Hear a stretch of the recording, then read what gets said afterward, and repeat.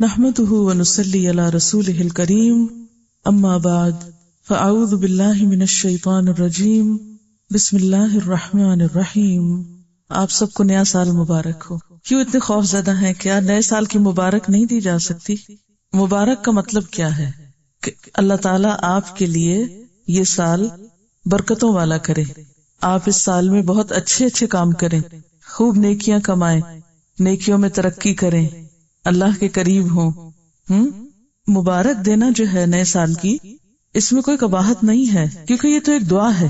اور اس موقع پر اس لیے کہ ہم عملاً عیسوی سال استعمال کرتے ہیں یا ہم اپنی تاریخیں عیسوی سال کے اعتبار سے گنتے ہیں یا اوقات اور مہینوں کا حساب کرتے ہیں، تو جب ایک چیز ہمارے استعمال میں ہے ہی تو پھر اس اعتبار سے خاص دعا کرنا، خاص نیکی کے کاموں کے ہدف مقرر کرنا، اس میں کوئی قباحت نہیں ہے۔ ایک اور بات یہ ہے کہ سورج اور چاند دونوں اللہ کی نشانیوں میں سے ہیں، دونوں ہی اللہ تعالیٰ نے بنائے ہیں۔ ہجری کیلنڈر چاند کے اعتبار سے ہے، چاند اللہ کی تخلیق ہے، اور عیسوی کیلنڈر سورج کے اعتبار سے ہے، تو سورج اللہ کی تخلیق ہے۔ ہاں، ہم ہجری کیلنڈر کو عیسوی کیلنڈر پر ترجیح اس لیے دیتے ہیں کہ نبی صلی اللہ علیہ وسلم نے اس کو استعمال کیا، اس لیے اس کی فضیلت اور فوقیت ہے، اس کا استعمال کرنا بہتر ہے۔ لیکن عیسوی کیلنڈر کو استعمال کرنا منع نہیں ہے، حرام نہیں ہے، گناہ نہیں ہے، غلط کام نہیں ہے، کیونکہ یہ شریعت کے تقاضوں سے ٹکراتا نہیں ہے۔ تو ہم اس وقت ایک طرح سے دو کیلنڈر استعمال کر رہے ہیں، اپنے دنیاوی امور کے لیے عیسوی کیلنڈر اور اپنے دینی امور کے لیے اور اپنی عبادات کے طور طریقوں کو بجا لانے کے لیے جو اوقات کا تعین ہے وہ ہجری کیلنڈر کے اعتبار سے۔ بس افسوس کی بات یہ ہے کہ ہمیں محرم، ربیع الاول، رمضان اور حج کے علاوہ باقی مہینوں کی یاد نہیں رہتی، اور باقی مہینوں میں یہ بھی پتہ نہیں ہوتا کہ تاریخ کون سی ہے۔ اس حد تک غفلت درست نہیں، اس حد تک بے نیازی اچھی نہیں۔ اس کے لیے کیا ضروری ہے کہ ہم کیا کریں؟ دونوں تاریخیں یاد رکھا کریں یا رکھنے کی کوشش کیا کریں۔ تو میرے خیال ہے کہ اس سال سے اگر ہم دونوں تاریخوں کا استعمال شروع کر دیں، اور جہاں تاریخیں لکھی جائیں یا کہیں بھی ایک جگہ، تو ریمائنڈر کے طور پر کسی سافٹ بورڈ پر یا کسی بھی جگہ ایک تاریخ کے ساتھ دوسری کا بھی ذکر کر دیا جائے تاکہ ہمیں یاد رہے۔ اگر ہم کچھ سنتوں کو فالو کرنا شروع کر دیں تو میرے خیال ہے کہ ہجری کیلنڈر پھر فراموش نہیں ہو سکتا، بھول نہیں سکتا۔ مثلا نبی صلی اللہ علیہ وسلم ایام 20 کے روزے رکھا کرتے تھے، یعنی ہر مہینے کے 3 چمکدار راتوں کے جو دن ہوتے ہیں اگلے، وہ ایام 20 کہلاتے ہیں، 13، 14 اور 15۔ تو اگر ہم اس سنت پر عمل کرنے لگے تو انشاءاللہ ہمیں ہجری کیلنڈر جو ہے وہ بھولے گا نہیں۔ وقت کا جو تعین ہے وہ رات، دن اور سورج چاند کے اعتبار سے ہوتا ہے، اور ان چیزوں کو اللہ تعالیٰ کی نشانیاں قرار دیا گیا ہے کہ یہ اللہ کی نشانیوں میں سے ہے۔ قرآن پاک میں اللہ تعالیٰ فرماتے ہیں یولج اللیل فی النہار ویولج النہار فی اللیل وسخر الشمس والقمر کل یجری لاجل مسمی، کہ اللہ تعالیٰ رات کو دن میں اور دن کو رات میں داخل کر دیتا ہے، اور اس نے سورج اور چاند کو مسخر کر رکھا ہے، ہر ایک ایک وقت مقرر تک کے لیے چلا جا رہا ہے یا چل رہا ہے۔ اسی طرح ایک اور جگہ پر اللہ تعالیٰ فرماتے ہیں وَسَخَّرَ الشَّمْسَ وَالْقَمَرَ كُلٌّ يَجْرِي إِلَىٰ أَجَلٍ مُّسَمًّى، اور سورج اور چاند ان کو اللہ نے مسخر کیا، اور ان میں سے ہر ایک ایک وقت مقرر تک کے لیے چل رہا ہے۔ یعنی اگرچہ سورج چاند اوقات بتانے کے لیے ہیں، لیکن ان کا اپنا بھی ایک وقت مقرر ہے، وہ خود بھی ایک وقت کے پابند ہیں، ان کا کام بھی ایک وقت مقرر تک ہے۔ دن اور رات اللہ تعالیٰ نے کیوں بنائے؟ یہ دن اور رات کا تصور کیا ہے؟ اللہ تعالیٰ فرماتے ہیں وَهُوَ الَّذِي جَعَلَ اللَّيْلَ وَالنَّهَارَ خِلْفَةً لِمَنْ أَرَادَ أَنْ يَذَّكَّرَ أَوْ أَرَادَ شُكُورًا، کہ وہ اللہ ہی وہ ذات ہے جس نے رات اور دن بنائے ایک دوسرے کے پیچھے آنے والے سکسیسرز۔ لِمَنْ أَرَادَ أَنْ يَذَّكَّرَ، ہر اس شخص کے لیے جو چاہے کہ نصیحت حاصل کرے، او اراد شکورا، یا وہ ارادہ کرے شکر گزار ہونے کا۔ تو گویا ایک دن کے گزرنے کے بعد ایک اور دن کا مل جانا، رات کے بعد دن کا آنا، دن کے بعد رات کا آنا، یہ اللہ تعالیٰ کی نشانیوں میں سے ایک نشانی ہے، اور پھر ان میں ایک بہت بڑا سبق ہے لمن اراد ان یذکر، اور دوسرا یہ کہ شکر گزاری کا مقام ہے. اس میں ہمارے لیے شکر گزار ہونے کا موقع ہے کہ ہر روز جب ہمیں ایک نیا دن ملے اور زندگی میں ایک سال کے بعد ایک اور سال کا اضافہ ہو، تو ہمیں اس موقع پر اللہ تعالیٰ کا ذکر بھی کرنا چاہیے اور اس کا شکر بھی بجا لانا چاہیے. ذکر اور شکر کا احسن ترین طریقہ کیا ہے کہ انسان سب سے پہلے اپنی عبادات میں پابندی اختیار کرے. یسألونک عن الاہلہ قل ہی مواقیت للناس والحج. لوگ آپ سے چاندوں کے بارے میں پوچھتے ہیں، یعنی چاند کے طلوع ہونے کے بارے میں، ہلال کے بارے میں پوچھتے ہیں. آپ کہہ دیجئے کہ یہ لوگوں کے لیے ٹائم بتانے کے پیمانے ہیں، مواقیت للناس میئرمنٹس آف ٹائم ہیں، والحج اور حج کا وقت معلوم کرنے کا ذریعہ ہے. تو حج چونکہ ایک فرض عبادت ہے، تو اللہ تعالیٰ نے دن اور رات کی تبدیلی اور ہر مہینے کے آغاز کا حساب رکھنے اور سالوں کا حساب رکھنے کے لیے جو کہا، تو اس میں نیت اور ارادہ کیا ہونا چاہیے کہ انسان اپنے فرائض کو ادا کرے. یعنی دن اور رات میں جب تبدیلی ہوتی ہے تو نمازیں، اسی طرح مہینوں کی تبدیلی میں زکوٰۃ، روزہ، حج. تو ایک مومن کا وقت کے ساتھ جو تعلق ہے، اس میں سب سے پہلا کام دن اور رات کی تبدیلی میں یا گھنٹوں اور لمحوں کے گزرنے میں جس چیز کی فکر اور جس چیز کا خیال رکھنے کی ضرورت ہے وہ عبادات کے اوقات ہیں، اور ان میں خصوصی طور پر دن اور رات میں 5 نمازیں اور مہینوں کی تبدیلی میں روزہ، زکوٰۃ اور حج. پھر ایک اور بات یہ بھی یاد رکھیے کہ ہمارے دن اور اللہ کے دن میں فرق ہے. وَإِنَّ يَوْمًا عِندَ رَبِّكَ كَأَلْفِ سَنَةٍ مِّمَّا تَعُدُّونَ، اور بے شک تیرے رب کے ہاں ایک دن 1000 سال کے برابر ہے جو تم گنتے ہو. ایک اور جگہ پہ فرمایا تعرج الملائکۃ والروح الیہ فی یوم کان مقدارہ 50,000 سنہ. فرشتے اور روح یعنی جبریل امین اس کی طرف چڑھتے ہیں ایک ایسے دن میں جس کی مقدار 50,000 سال کے برابر ہے. تو یہ جو دن اور رات ہیں یا یہ جو اوقات کے پیمانے ہیں، یہ صرف اس دنیا کے لیے ہے. جب انسان کی موت آ جاتی ہے اور اس کی روح پرواز کر جاتی ہے، اس کا تعلق زمین کی بجائے آسمانوں سے ہو جاتا ہے، تو پھر وہ اس ٹائم سے آگے نکل جاتا ہے، وہ ایک اور ٹائم میں داخل ہو جاتا ہے. تو ایک ہے ہمارا ماضی، ایک وہ ہے جو اس وقت ہے ہمارے پاس، اور ایک ہے ہمارا فیوچر. اور ہمارے فیوچر میں جو آخرت کا حصہ ہے وہ ٹائم لیس ہے، ان لمیٹڈ، وہ کبھی نہ ختم ہونے والا ہے. اور اس کے مقابلے میں یہ دنیا کا وقت جو ہے، قیامت کے دن لوگ جا کر کیا کہیں گے؟ لم یلبثوا الا عشیۃ او ضحاھا، کہ ہمیں دنیا میں تو بس دن کا ایک پہر صبح یا شام گزارنے کا موقع ملا ہے، زیادہ تو ہم رہے ہی نہیں. تو یہ جو اتنی طویل زندگی ہمیں محسوس ہوتی ہے، یہ اصل میں کیا ہے؟ آخرت کے مقابلے میں کچھ بھی نہیں. اگر آخرت کو ایک سمندر سے تشبیہ دی جائے تو یہ ساری زندگی ایک قطرے کے برابر بھی نہیں. وَيَوْمَ يَحْشُرُهُمْ كَأَن لَّمْ يَلْبَثُوا إِلَّا سَاعَةً مِّنَ النَّهَارِ، اور جس دن اللہ تعالیٰ ان لوگوں کو اٹھائے گا، جمع کرے گا، تو انہیں ایسا لگے گا جیسے وہ دن کی ایک گھڑی دنیا میں بس رہ کے آئیں، بس ایک لمحہ گزار کے آئیں.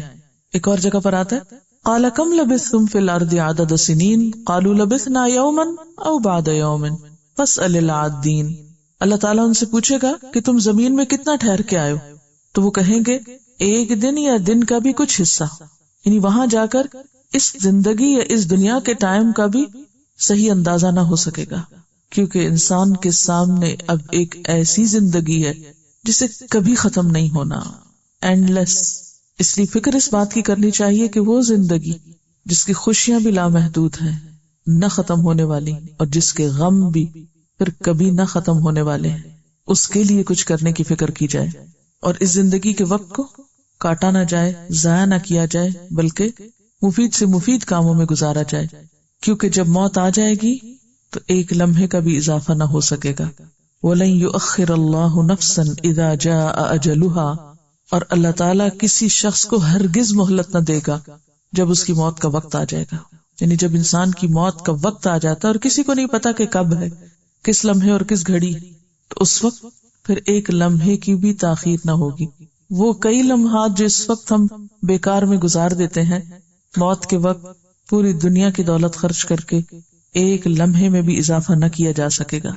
اسی لیے اللہ تعالیٰ نے فرمایا تھا کہ بل تؤثرون الحیات الدنیا والآخرۃ خیر وابقا، لیکن تم لوگ دنیا کی زندگی کو ترجیح دیتے ہو، یعنی دنیا کے کاموں کو، حالانکہ آخرت بہتر بھی ہے اور زیادہ باقی رہنے والی بھی۔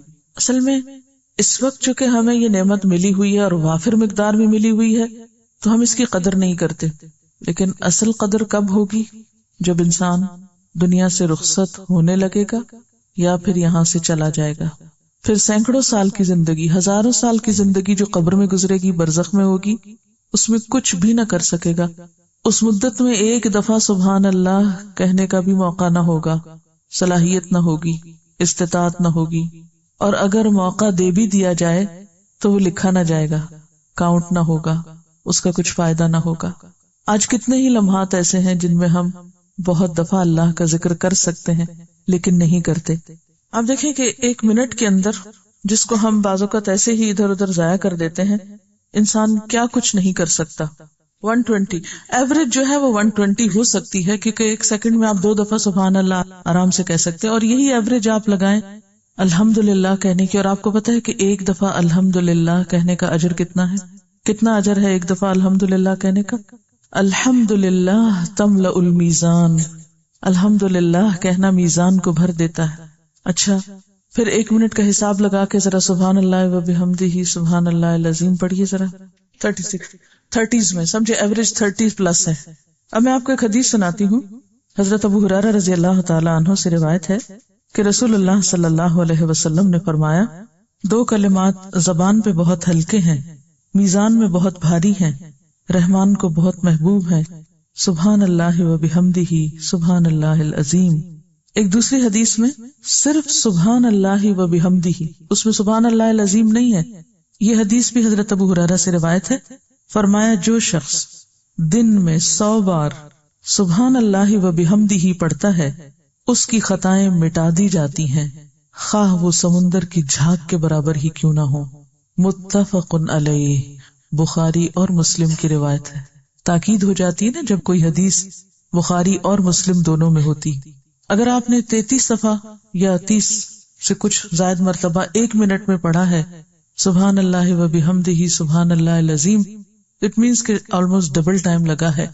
اگر آپ صرف 1 دفعہ پڑھتے ہیں سبحان اللہ وبحمدہ تو 1 منٹ میں آپ 60 یعنی 60 دفعہ آسانی سے پڑھ سکتے ہیں، اور زیادہ سے زیادہ 1.5 منٹ میں آپ یہ عمل کر سکتے ہیں سبحان اللہ وبحمدہ 100 دفعہ پڑھنے کا۔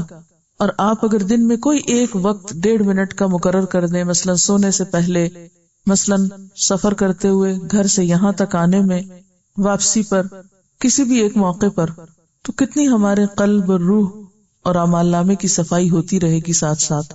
لیکن اصل بات یہ ہے کہ ہم اپنے اوقات کو منظم کرنا جانیں اور ان لمحات کی قدر کریں، ان منٹس کی قدر کریں۔ بعض اوقات ہم منٹ بھر کے لیے خاموش بیٹھے رہتے ہیں، سوچتے رہتے ہیں، فکر کرتے رہتے ہیں، نہ کچھ بولتے ہیں، نہ کہتے ہیں، نہ خصوصاً جو لوگ ڈپریشن میں ہوتے ہیں، بعض اوقات کوئی بات کرنا بھی بھول جاتے ہیں، ذکر کرنا بھی بھول جاتے ہیں۔ تو ایسے میں اگر ذکر کیا جائے تو اس ڈپریشن سے بھی نکل آئیں گے، کیونکہ عموماً ڈپریشن کی وجہ بھی یہ ہوتی ہے نا کہ انسان کے ذہن پر، انسان کے دل پر کچھ بوجھ ہوتے ہیں، وہ بوجھ اس کو اتنا دبا دیتے ہیں، اتنا نیچے گرا دیتے ہیں۔ ڈپریس کا مطلب ہی کیا ہے؟ لفظی مطلب یا لغوی مطلب کیا ہے؟ ڈپریشن گڑھے کو کہتے ہیں یا نچلی جگہ کو کہتے ہیں۔ تو انسان کو گڑھوں میں لے جاتے ہیں گناہوں کے یہ بوجھ، بعض اوقات یا گلٹ یا کوئی غم یا دکھ یا تکلیفیں۔ تو ان سے نکلنے کا واحد ذریعہ اللہ کی ذات کو تھامنا ہے، اور اس کا طریقہ اللہ کا ذکر ہے، جو ہمارے لیے کچھ بھی بوجھل نہیں، کچھ بھی بھاری نہیں۔ اگر ہم سنجیدگی کے ساتھ صرف اپنے ساتھ تہیہ کر لیں، عہد کر لیں، اپنے آپ کو عادت ڈال لیں، کسی ایک ٹائم کے ساتھ اس کو باندھ لیں، اپنے اہداف کو اوقات کے ساتھ باندھیے، جو آپ ایم کریں، جو ٹارگٹ کریں، اس کے ساتھ جب تک ٹائم نہیں باندھیں گے کام نہیں ہونے کا۔ کبھی بھی صرف منصوبے نہ بنائیں، کبھی بھی صرف پلاننگ نہیں کریں، بلکہ کیا کریں؟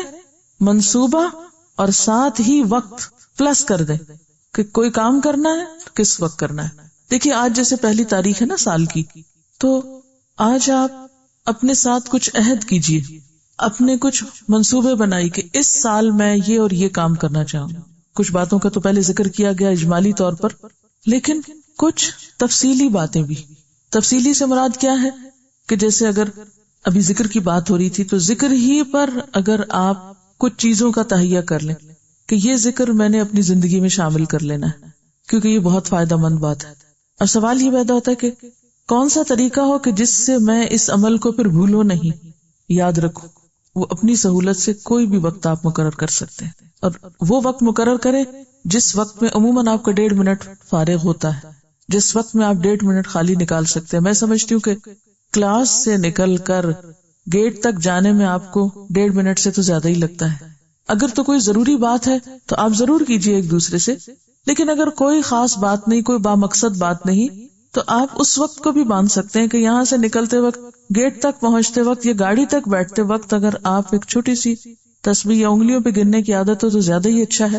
اگر اس وقت میں بھی آپ سبحان اللہ و بحمدہ 100 دفعہ کر لیں تو انشاءاللہ تعالی آپ روحانی طور پر بہت ہلکا اپنے آپ کو محسوس کریں گے، اور یہ وہی 1.5 منٹ ہوگا کہ جس کی مرتے وقت ہم کتنی بھی خواہش کریں، کتنی بھی تمنا کریں، وہ ہمیں نہیں مل سکتا۔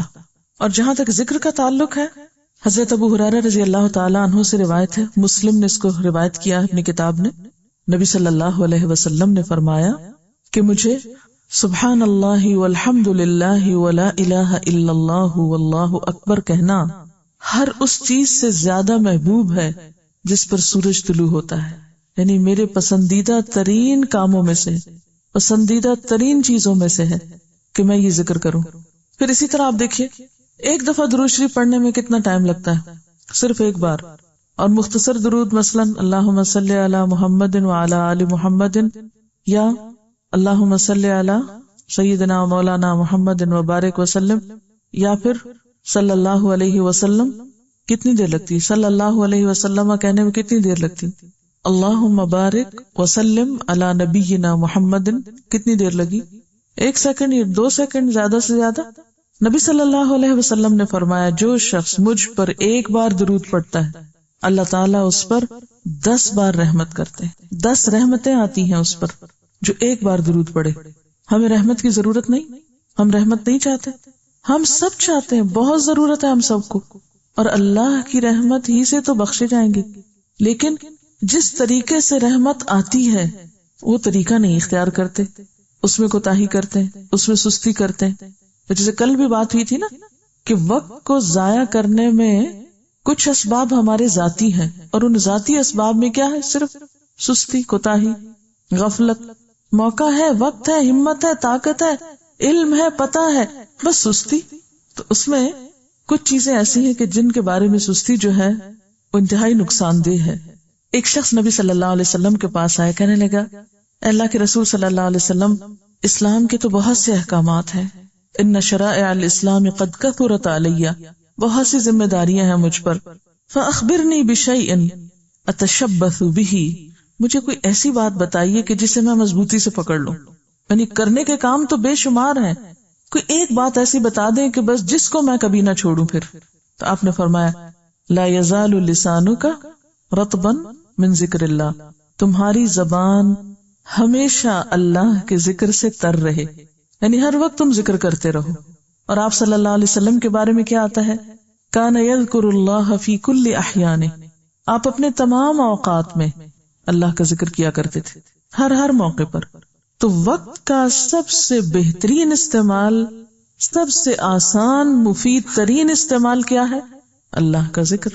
نماز کے لیے بھی آپ کو محنت لگتی ہے، روزے کے لیے بھی آپ کو مشقت کرنا ہے، زکوٰۃ کے لیے بھی آپ کو کچھ حرکت کرنا ہے، مال کمائیں گے تو زکوٰۃ دیں گے، اسی طرح حج کے لیے بھی ایک مشقت اور جہاد ہے، لیکن ذکر کے لیے کیا کرنا پڑتا ہے؟ صرف ایک ارادہ اور زبان ہلانا، اس سے بھی آسان کوئی کام۔ اور درجے کے اعتبار سے کیا ہے؟ نبی صلی اللہ علیہ وسلم نے فرمایا، حضرت ابو الدرداء کی روایت ہے، الا انبئکم بخیر اعمالکم، کیا میں نہ بتاؤں تم کو تمہارے بہترین اعمال کے بارے میں کہ تم کون سا ایسا عمل کر سکتے جو تمہارے لیے بہت اچھا ہو، وَأَزْكَاهَا عِنْدَ مَلِيكِكُمْ، اور جو بہت ہی پاکیزہ تر ہے تمہارے بادشاہ کے نزدیک، یعنی اللہ تعالیٰ کے نزدیک، وَأَرْفَعُهَا فِي دَرَجَاتِكُمْ، اور جو تمہارے درجات کو بہت زیادہ بلند کرنے والا ہے، وَخَيْرٌ لَكُمْ مِنْ إِنفَاقِ الذَّهَبِ وَالْفِضَّةِ، اور تمہارے لیے سونے اور چاندی کو خرچ کرنے سے بھی زیادہ بہتر ہے، یعنی صدقے خیرات سے بھی زیادہ اس کا اجر ہو جاتا ہے۔ وَخَيْرٌ لَكُم مِّنْ أَن تَلْقُوا عَدُوَّكُمْ فَتَضْرِبُوا أَعْنَاقَهُمْ وَيَضْرِبُوا أَعْنَاقَكُمْ، اور تمہارے لیے اس سے بھی بہتر ہے کہ تم اپنے دشمن سے ملو تو تم ان کی گردنیں اڑاؤ اور وہ تمہاری، یعنی جنگ کرنا اللہ کے راستے میں۔ قالوا بلا، انہوں نے کہا کیوں نہیں، اے اللہ کے رسول صلی اللہ علیہ وسلم، اتنا اچھا کوئی کام ہے تو ہمیں ضرور بتائیے۔ قال ذکر اللہ تعالی، فرمایا اللہ کا ذکر کرنا۔ ذکر ایک ایسا عمل ہے کہ اگر اس کی عادت ہو جائے آپ کو تو پھر وقت ضائع ہونے کا سوال ہی پیدا نہیں ہوتا۔ یعنی اتنا افضل ترین کام جو آپ واک کرتے وقت، سیڑھیاں چڑھتے وقت، اترتے وقت، سوتے وقت، جاگتے وقت، نیند سے آنکھ کھلنے پر، بستر پر لیٹے ہوئے، کھڑے بیٹھے، کسی بھی حال میں، تندرستی میں، بیماری میں، مصروفیت میں، ہر حال میں کر سکتے ہیں۔ یہ وہ نیکی ہے جو کسی بھی اور نیکی کے ساتھ کمبائن کی جا سکتی، اس کے ساتھ ملا کے کی جا سکتی۔ آپ اللہ کے راستے میں نکلے، ساتھ ذکر کرتے چلے جائیں۔ آپ علم حاصل کرنے کو نکلے، ساتھ ذکر کر سکتے ہیں۔ آپ کھانا پکا رہے ہیں، ساتھ ذکر کر سکتے ہیں۔ آپ کپڑے دھو رہے ہیں، ساتھ ذکر کر سکتے ہیں۔ یعنی ذکر کرنا ایک ایسی عبادت ہے اور ایک ایسا عمل ہے جو ہمیں دنیا کے کاموں سے روکتا نہیں، ہم اپنے کاموں کے دوران بھی کر سکتے ہیں۔ پھر اسی طرح ذکر ہی میں دعا بھی مانگ سکتے ہیں۔ دعا جو ہے وہ عبادت ہے۔ گویا جب آپ دعا مانگ رہے ہیں، دوسرے لفظوں میں آپ اللہ تعالیٰ سے اپنے لیے کچھ مانگ رہے ہیں۔ مانگنا عبادت ہے، اللہ سے مانگنا عبادت ہے۔ مانگ ہم اپنے لیے رہے ہیں، فائدہ ہمیں ہے، ضرورت ہماری ہے، اور اس پر بھی ہمیں اجر دیا جا رہا ہے۔ اس سے بھی بڑھ کر کوئی احسان کی شکل ہوگی؟ دعا کو عبادت کہا گیا، الدعاء والعبادہ۔ چلتے پھرتے آپ دعائیں مانگ سکتے ہیں۔ دعا کے لیے ہاتھ اٹھانا شرط نہیں، ضروری نہیں۔ آپ صلی اللہ علیہ وسلم نے بہت سی دعائیں بغیر ہاتھ اٹھائے بھی مانگی۔ درود شریف بھی چلتے پھرتے پڑھ سکتے ہیں، اس کے لیے وضو بھی شرط نہیں۔ وضو کا ہونا افضل ہے، وہ تو ایک الگ عبادت ہے کہ آپ ہر وقت پاک رہیں، باوضو رہیں۔ لیکن اگر وضو نہیں بھی تو بھی ذکر کر سکتے ہیں۔ اگر اللہ کا ذکر کر سکتے ہیں تو نبی صلی اللہ علیہ وسلم پر درود کیوں نہیں بھیج سکتے؟ اب میں ایک اور پہلو پہ بات کروں گی۔ ایک بات تو یہ یاد رکھیے کہ ہمارے ہاں وقت کو بعض اوقات یا چند مخصوص اوقات کو منحوس سمجھا جاتا ہے۔ یہ مہینہ یا یہ دن یا یہ وقت منحوس ہے بڑا، اور خصوصاً جو لوگ علم فلکیات پر یقین رکھتے ہیں اور اس کے افادیت پر ایمان رکھتے ہیں، وہ کہتے ہیں کہ جس وقت انسان پیدا ہوتا ہے اس وقت ستاروں کا جو طلوع و غروب ہے وہ انسان کی قسمت پر اثر انداز ہوتا ہے۔ کوئی نحس ہوتا ہے، کوئی سعد ہوتا ہے، یہ لفظ آپ نے سن رکھے ہوں گے۔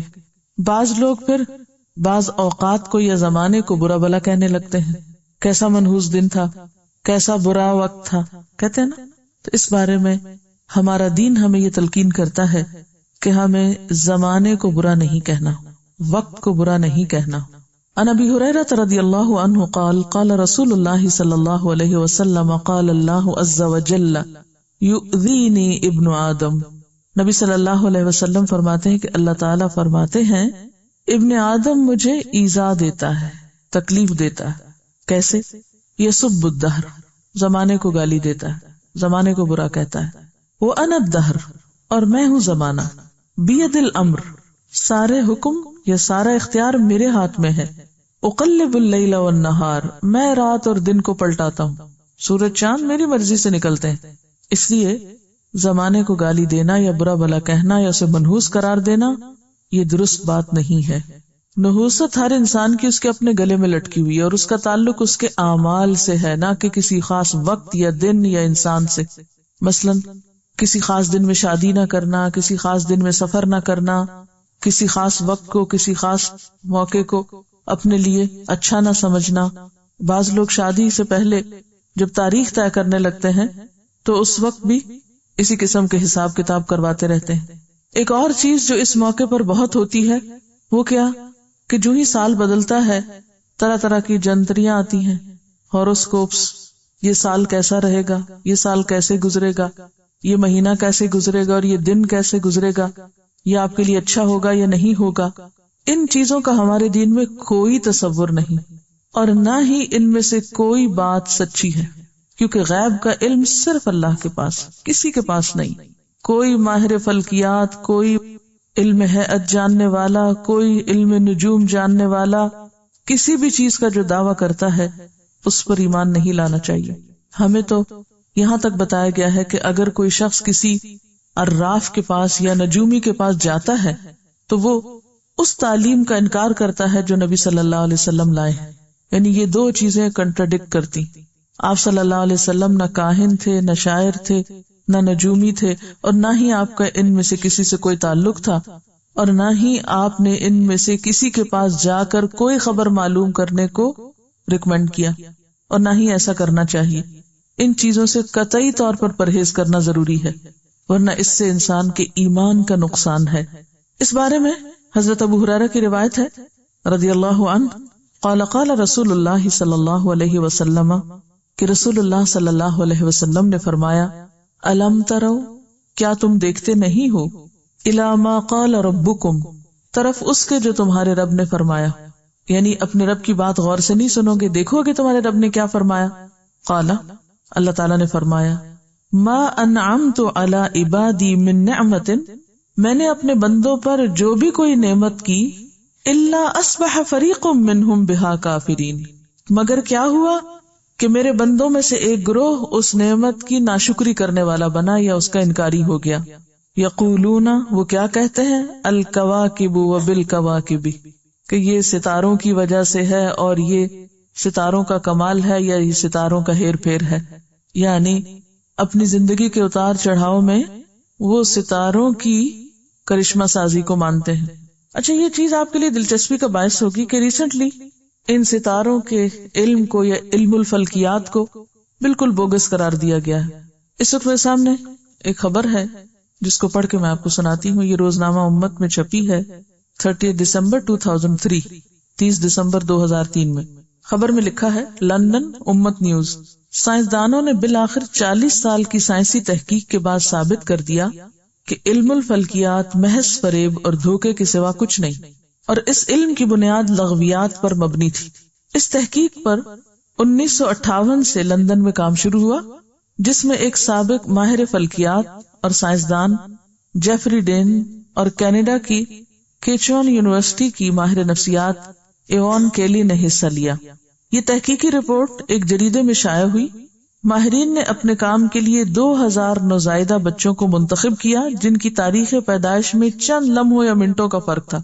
یعنی 2000 بچوں کو انہوں نے منتخب کیا جو ایک خاص وقت میں پیدا ہوئے، اور ان کی آپس میں ڈیٹ آف برتھ کیا تھی، ایک ہی تھی، لیکن چند منٹوں اور لمحوں کا فرق. اسٹرالوجی، جس کا دعویٰ ہے کہ پیدائش کا وقت ہر شخص کی زندگی پہ اثر انداز ہوتا ہے اور ان کے رویوں، طرز معاشرت، ذہنی اور معاشی صلاحیتوں کا دار و مدار پیدائش کے وقت چاند اور سورج کے اثرات کے زیر اثر ہوتا ہے.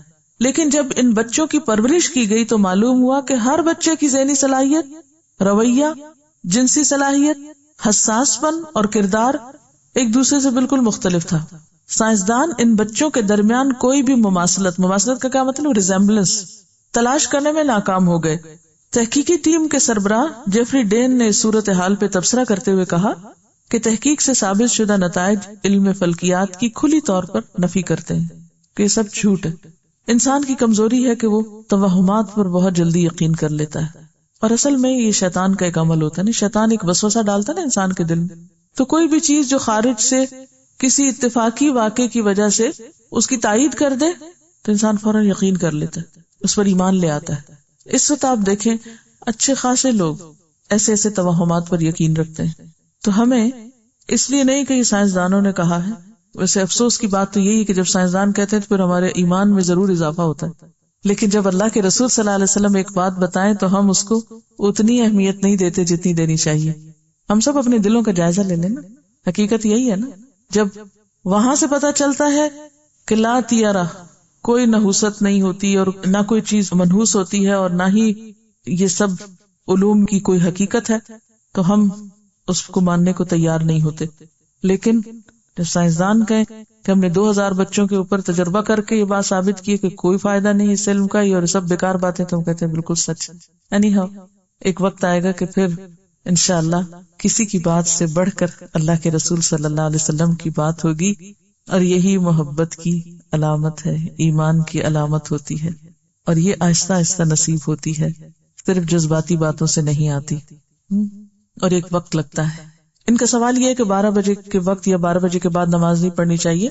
جی ہاں، ایسا ہے کہ کچھ اوقات ایسے ہیں کہ جن میں ہمیں عبادت سے منع کیا گیا ہے، اور سجدے سے خاص طور پر، باقی عبادات سے نہیں۔ قرآن پڑھ سکتے ہیں، ذکر کر سکتے ہیں، اور بہت سے اچھے کام کر سکتے ہیں، لیکن سجدہ نہیں کر سکتے ان میں جب سورج طلوع ہو رہا ہو، جب سورج ڈھل رہا ہو، جب سورج غروب ہو رہا ہو۔ کیوں؟ اس کی وجہ یہ نہیں کہ اس وقت کوئی قسمت میں تبدیلی ہو رہی ہوتی ہے یا اس پہ کوئی اثر اندازی ہو رہی ہوتی، اس کی بنیادی وجہ یہ ہے کہ یہ اوقات کچھ قوموں کی عبادت کے ہیں جو سورج کی پوجا کرتے ہیں۔ مثلا مصری قوم جو ہے وہ سورج دیوتا کی پجاری تھی، فرعون کا بھی معنی یہی بنتا ہے سورج دیوتا، تو وہ اپنے دیوتا کی پوجا کرتے تھے۔ کچھ اور قومیں بھی، اور ان کی پوجا کا وقت خاص طور پر کون سا ہوتا تھا؟ جب سورج آ رہا ہوتا تھا، یا سورج جا رہا ہوتا تھا، یا سورج ڈھل رہا ہوتا تھا۔ رات کے 12 بجے کوئی زوال نہیں ہوتا، یہ صرف دن کے وقت ہوتا ہے، اور دن میں بھی ضروری نہیں کہ 12 بجے ہی ہو، اس سے پہلے تھوڑا یا بعد میں کچھ بھی ہو سکتا ہے، ٹھیک ہے۔ اسی لیے آپ دیکھتے ہیں کہ حضرت ابراہیم علیہ السلام نے بھی جب اللہ تعالیٰ کی یا الہ کی تحقیق یا تلاش شروع کی، تو جو بڑی بڑی نشانیاں ہیں کائنات کی، جن میں سے سورج بھی ایک نشانی ہے، اس کو دیکھ کر کیا کہا؟ یہ میرا رب ہو سکتا ہے، یہ سب سے بڑا ہے، ھذا اکبر۔ پھر اس کے بعد کہا نہیں، یہ تو غروب ہو جاتا ہے، الہ غروب نہیں ہو سکتا۔ ہمیں ان اوقات سے صرف اس لیے نماز پڑھنے سے روکا گیا ہے یا سجدہ کرنے سے کیونکہ اس میں احتمال تھا کہ دوسری قوموں کی مشابہت ہو۔ ایک عربی کے شعر میں پڑھ رہی تھی جو مجھے بہت ہی اچھا لگا، اور اس کو پڑھ کے آپ یاد آئے، کیونکہ ہر شعر کو پڑھ کے کوئی یاد آتا ہے نا، تو اس شعر کو پڑھ کے آپ یاد آئے، سنا دیتی ہوں۔ اذا یؤذیک حر المصیف ویبس الخریف وبرد الشتاء ویلہیک حسن زمان الربیع فاخذک للعلم قل لی متی۔ سمجھ نہیں آیا؟ چلو لفظ لفظ ترجمہ کرتی پھر آپ جوڑیں۔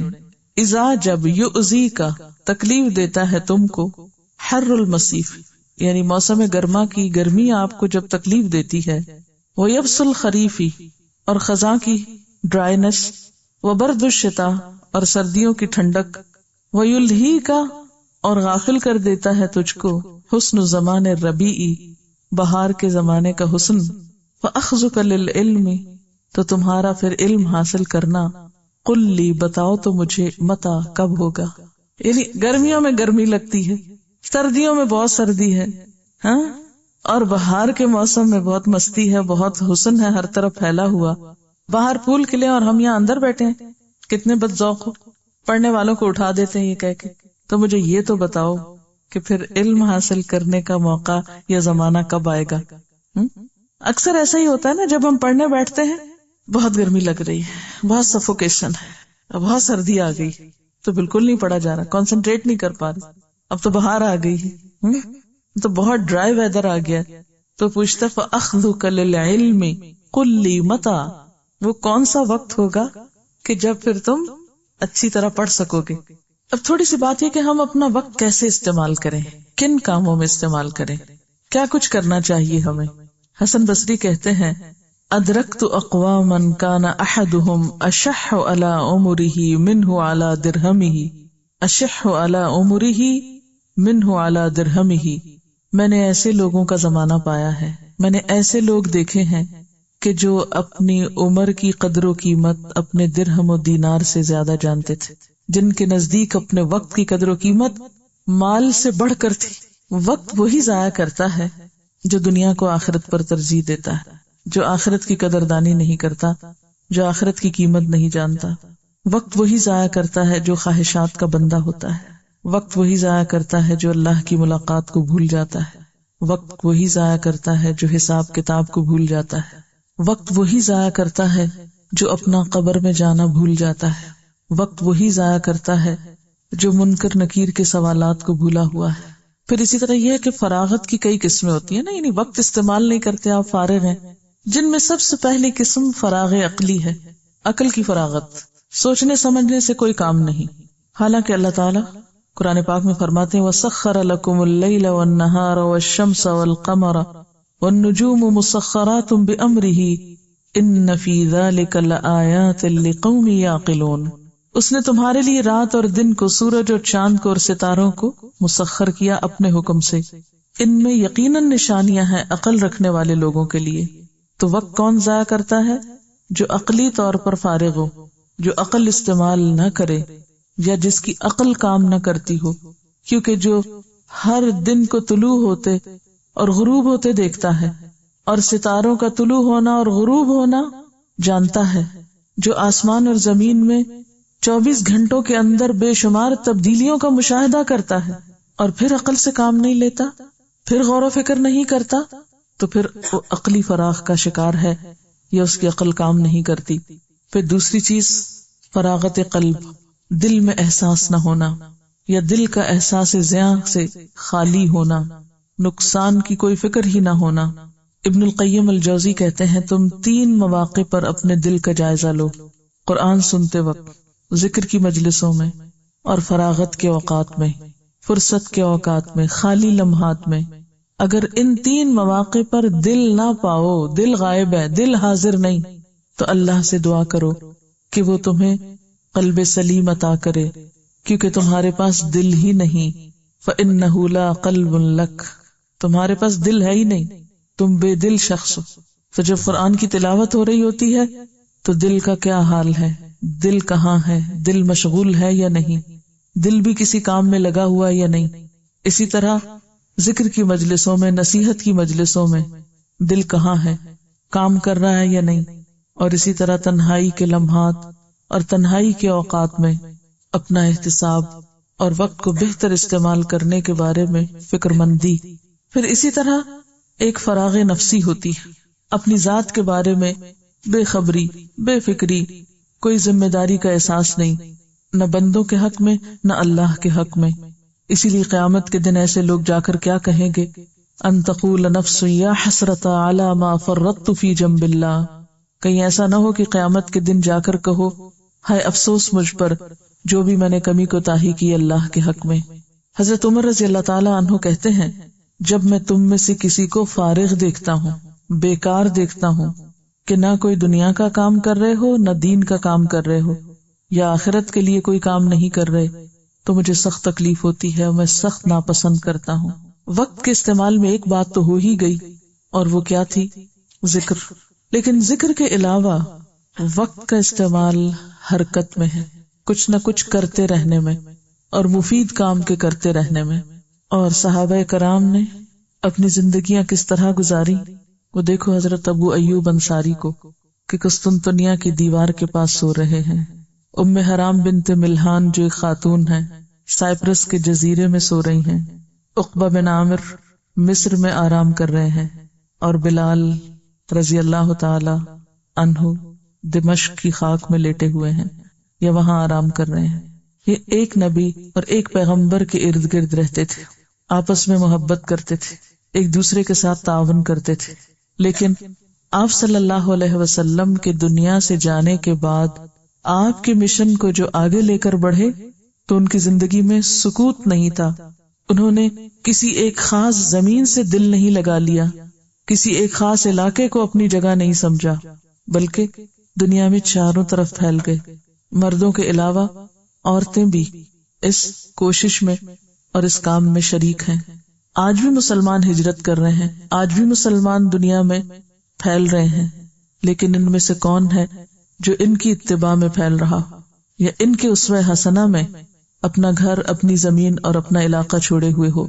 اب جب انسان ایک حرکت کرتا ہے یا کوئی کام کرتا ہے تو پھر کیا کچھ کرنا چاہیے اس کو؟ ٹھیک ہے، بیٹھ کے تو ہم ذکر کر رہے ہیں، اٹھے ہیں، کچھ کریں، کیا کریں، کس چیز کی تلاش میں نکلیں، کہاں جائیں؟ نمبر 1، ایسے انسانوں کی تلاش میں کہ جن کے ساتھ مل کر آپ خیر کے کاموں میں آگے جا سکیں، کیونکہ تنہا انسان کی دوڑ جیسے ایک تنہا پرندے کی اڑان ہوتی ہے تو ایک محدود مقام تک کے لیے ہوتی ہے، لیکن جب بھی پرندے طویل سفر طے کرتے ہیں تو اکٹھے مل کر اگر آپ نیکی میں دور تک جانا چاہتے ہیں تو تنہا نہیں جا سکتے۔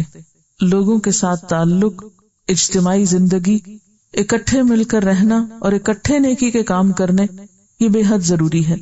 ایک طریقہ ہو سکتا ہے کہ لوگوں کو چھوڑ کر تنہائی میں بیٹھ رہنا.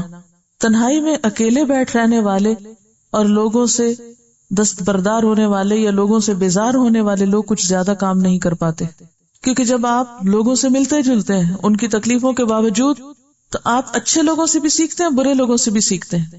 آپ اچھوں کی تلاش میں نکلے، اگر راستے میں برے مل جائیں تو ان کی برائی بھی ہو سکتا ہے آپ کو نیکی پہ جما دے، اگر آپ کے اندر پہچان والی نظر ہوگی تو. اسی لیے حضرت علی رضی اللہ تعالی عنہ کا ایک قول ہے، خالط المؤمن بقلبک وخالط الفاجر بخلقک، کہ مومن کے ساتھ تو ملو جلو دل کے ساتھ، محبت کے ساتھ، لیکن فاجر کے ساتھ جب ملو تو اخلاق کے ساتھ. یعنی اچھا شخص مل جائے جس کو دیکھ کر ایمان بڑھے تو اس سے تو قلبی تعلق ہونا چاہیے، اور اگر کوئی ایسا انسان ملے کہ جس کے اندر کوئی ایمان نہیں، بہت ہی خراب شخص ہے، تو بھی تم اخلاق کا دامن نہیں چھوڑو، تم اس کو اخلاق سکھاؤ، لیکن لوگوں سے الگ نہیں رہو. انفرادیت نہیں، اجتماعیت، لوگوں سے فرار نہیں، لوگوں کے بیچ میں رہنا.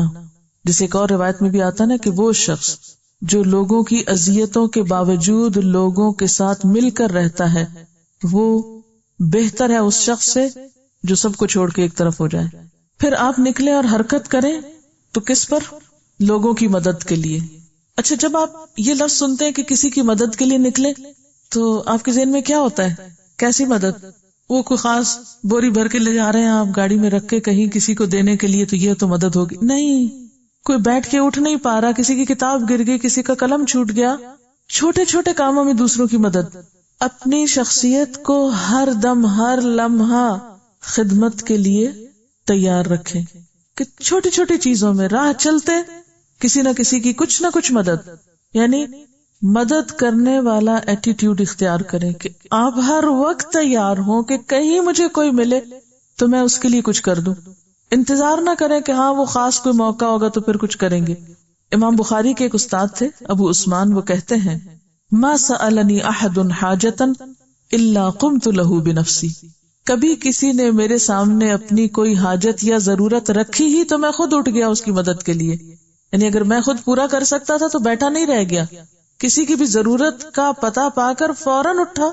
وَإِن تَمَّ، اگر پوری ہو گئی، وَإِلَّا قُمْتُ لَهُ بِمَالِي، یعنی گھر میں کچھ ہے تو وہاں سے دے دیا، اگر گھر میں نہیں تو قُمْتُ بِمَالِي، پیسوں سے مدد کر دی کہ تم نے مجھ سے قلم مانگا، میرے پاس نہیں، مجھے خوشی ہوگی اگر تم میری طرف سے جا کے لے لو. فَإِن تَمَّ، اگر ایسا ہو گیا تو ٹھیک، وَإِلَّا استعنا لہو بالاخوان، اپنے پاس نہیں تھا، کچھ نہیں دے سکتے تھے، کسی دوسرے بھائی سے مدد لے کر ضرورت مند کی ضرورت پوری کر دی، سفارش کر دی جا کے کہ یہ شخص اس چیز کا ضرورت مند ہے، اس کی مدد کر دو. فَإِن تَمَّ، اور اگر وہ کام ہو گیا تو ٹھیک، وَإِلَّا اسْتَعَنْتُ لَهُ بِالسُّلْطَانِ، کہ مجھے اگر سلطان تک بھی جانا پڑا یا کسی بڑے تک جانا پڑا یا کسی ایسے شخص کے پاس جس کے پاس اتھارٹی ہو یا زور ہو تو میں اس تک بھی پہنچا تاکہ میں اس کی ضرورت پوری کرا دوں. ذرا اس مثال کو سامنے رکھ کے ہم سب اپنے اپنے رویے کو دیکھیں کہ کوئی ضرورت مند شخص ہمارے پاس جب آتا ہے ہمارا رویہ کیا ہوتا ہے، ہمارا طریقہ کیا ہوتا ہے؟ اس کو دیکھ کر آنکھیں بند کر لینا، کنی کترا جانا، اگنور کر جانا، گاڑی میں بیٹھے ہیں تو تیز دوڑا کے نکل جانا. اور یہ رویے کن کے ایسے ہوتے ہیں؟ انہی کے ہو سکتے ہیں جو یہ نہ جانتے ہوں کہ من نفس عن مؤمن کربتا من کرب الدنیا نفس اللہ عنہ کربتا من کرب یوم القیامہ، جس نے کسی مومن سے دنیا کی مصیبتوں میں سے کوئی مصیبت ہٹا دی، اللہ تعالیٰ اس کی قیامت کی تکلیفوں میں سے کوئی تکلیف ہٹا دے گا. اور پھر من کان فی حاجت اخیہ کان اللہ فی حاجتہ، جو اپنے بھائی کی حاجت میں ہوتا ہے اس کی ضرورت پوری کرتا ہے، اللہ اس کی ضرورت پوری کر دیتا ہے. اور لوگوں کی ضروریات پوری کرنے کے لیے دل کی وسعت بڑی ضروری ہے کہ آپ کا دل بڑا ہو، اور یہ ضروریات صرف ان لوگوں کی پوری نہ کی جائیں جو آپ کے آس پاس ہیں، جو آپ کو اچھے لگتے، کوئی بھی ہو، اس سے کوئی فرق نہیں پڑتا کہ وہ کون ہے. کیوں؟ اس لیے کہ آپ کسی شخصیت کی مدد تو نہیں کر رہے، کسی نام کی مدد تو نہیں کر رہے، آپ کس کی مدد کر رہے ہیں؟ اللہ کے نام پر کر رہے ہیں. اس سے کیا فرق پڑتا ہے کہ وہ لینے والا کون ہے؟ ایک بہت ہی خوبصورت حدیث ہے، طبرانی نے اس کو اپنی اوسط میں روایت کیا ہے اور حاکم نے کہا ہے کہ صحیح الاسناد ہے، بہت ہی خوبصورت. نبی صلی اللہ علیہ وسلم نے فرمایا وَلَأَن يَمْشِي أَحَدُكُم مَّعَ أَخِيهِ فِي قَضَاءِ حَاجَتِهِ، تم میں سے کوئی شخص اپنے بھائی کے ساتھ اس کی ضرورت پوری کرنے کے لیے چلے، یعنی کسی کی مدد کے لیے جب تم میں سے کوئی نکلتا ہے، وَأَشَارَ بِإِصْبَعَيْهِ، اور آپ نے اپنی 2 انگلیوں کے ساتھ اشارہ کر کے سمجھایا کہ اس کا یہ عمل افضل ہے، بہتر ہے، من ان یعتکف فی مسجدی ھذا شہرین، میری اس مسجد یعنی مسجد نبوی میں 2 مہینے اعتکاف میں بیٹھنے سے زیادہ افضل ہے اجر کے اعتبار سے، کہ آپ کسی ضرورت مند کی ضرورت پوری کرنے کے لیے اس کے ساتھ چل پڑیں، اس کا ساتھ دیں، تو آپ کا یہ عمل کہیں بہتر ہے کہ آپ 2 مہینے مسجد نبوی میں جا کے اعتکاف بیٹھے۔ تو یہ ہے وقت کا استعمال۔ پھر اسی طرح نیک لوگوں کی مجلس تک جانے کی کوشش، نیک لوگوں کی مجلس تک پہنچنا، اس کے لیے سفر کرنا، اس کے لیے محنت کرنا، کیونکہ انسان تنہا تو اس کو پتہ ہی نہیں چلتا کہ اس نے اچھا کیا یا برا کیا جب تک اس کے سامنے کوئی مثال نہ ہو۔ نبی صلی اللہ علیہ وسلم نے 5 باتوں کا حکم دیا، جن میں سے ایک کیا تھی؟ لوگوں کے ساتھ اکٹھے رہنا، لزوم الجماع۔ امام اوزاعی کہتے ہیں کہ 5 چیزیں جن کی صحابہ کرام بہت حفاظت کرتے تھے یا جن کا اہتمام کرتے تھے، ان میں نمبر 1 لزوم الجماع، اجتماعی زندگی اختیار کرنا، سب کے ساتھ مل کے رہنا، اکٹھے رہنا، یعنی جماعت کو لازم سمجھنا۔ نمبر 2 اتباع السنہ، ہر کام میں سنت کی پیروی۔ نمبر 3 عمارت المسجد، مسجد آباد کرنا۔ اور نمبر 4 تلاوت القرآن، قرآن کی تلاوت یعنی کثرت سے کرنا۔ اور پھر نمبر 5 والجہاد فی سبیل اللہ، اللہ کے راستے میں جہاد کرنا۔ نبی صلی اللہ علیہ وسلم نے فرمایا، من اراد بحبوۃ الجنۃ فلیلزم الجماعہ فإن الشیطان مع الواحد وہو من الاثنین ابعد، کہ جو شخص جنت کے درمیان میں گھر چاہتا ہے، جنت کے بیچ میں گھر چاہتا ہے، اسے چاہیے کہ جماعت کو لازم پکڑے، کیونکہ اکیلے شخص کے ساتھ شیطان ہوتا ہے اور 2 لوگوں سے بہت دور بھاگ جاتا ہے۔ شیطان 2 لوگوں سے بہت دور بھاگ جاتا ہے۔ آپ اکیلے ہوتے ہیں نا، آپ کو وسوسے آنے لگتے ہیں، آپ کے دل میں غلط فہمیاں پیدا ہونے لگتی ہیں، آپ کی سوچ نیگیٹو ہونے لگتی ہے۔ لیکن اگر آپ کو کوئی نیک شخص مل گیا، کوئی اچھا شخص مل گیا جس کے پاس بیٹھ کر آپ اپنی ان وسوسوں کو صاف کر لیں، یا اگر ڈائریکٹ نہ بھی بات کریں تو ہو سکتا ہے کہ اس کی کسی بات میں آپ کی ساری غلط فہمیوں کا جواب ہو۔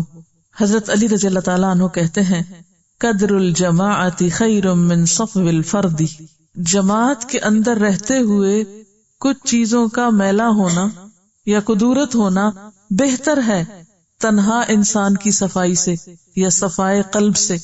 یعنی ایک شخص اکیلا رہ کے جو تزکیہ نفس کر رہا ہے وہ اس درجے تک نہیں پہنچ سکتا جہاں اکٹھے رہ کر لوگ، چاہے آپس میں کھٹ پٹ لگی رہے، کچھ نہ کچھ اونچ نیچ ہوتی رہے، اس ماحول میں رہنا کہیں بہتر ہے بنسبت اس کے کہ انسان تنہا کسی مسلح پہ بیٹھ کر نفل پڑھ رہا ہو۔ شافعی رحمۃ اللہ علیہ کہتے ہیں، لیس لأحد الا وله محب ومبغض، ہر شخص کا کوئی نہ کوئی چاہنے والا بھی ہوتا ہے اور اس سے کوئی نہ کوئی نفرت کرنے والا بھی ہوتا ہے۔ یعنی کوئی شخص ایسا نہیں کہ جس کا کوئی چاہنے والا نہ ہو یا اس سے کوئی نفرت کرنے والا نہ ہو، یہ ایک عام بات ہے۔ فإذن لا بد من ذلك، اس کے بغیر تو چارہ ہی نہیں، یہ تو زندگی کا حصہ ہے۔ لیکن انسان کو پھر کیا کرنا چاہیے؟ صرف چاہنے والوں کے پاس نہ بیٹھے اور صرف بغض کرنے والوں کے پاس سے نہ بھاگے۔ فَلْيَكُنِ الْمَرْءُ مَعَ أَهْلِ طَاعَةِ اللَّهِ عَزَّ وَجَلَّ، انسان اللہ کی اطاعت کرنے والوں کو تلاش کرے اور ان کے ساتھ بیٹھ جائے، بھلے وہ آپ سے محبت کریں یا نہ کریں، کیونکہ عموماً انسان کا رجحان کس کی طرف ہوتا ہے؟ انسان کی خواہش نفس اس کو کس طرف لے جاتی ہے؟ محبت کرنے والوں کی طرف۔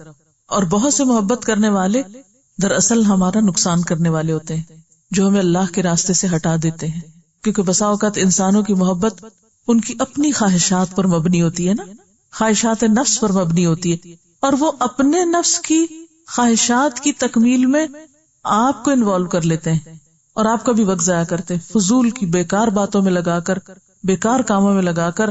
اور اس طرح آپ کیا کرتے ہیں؟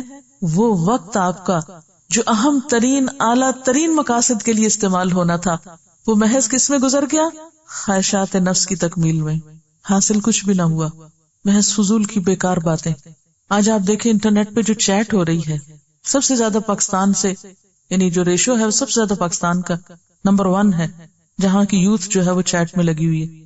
گھنٹوں گھنٹوں لوگ بیٹھے رہتے ہیں کمپیوٹرز پر وقت ضائع کرنے. کبھی سوچیں تو حاصل کیا ہوتا ہے، نتیجہ کیا نکلتا ہے.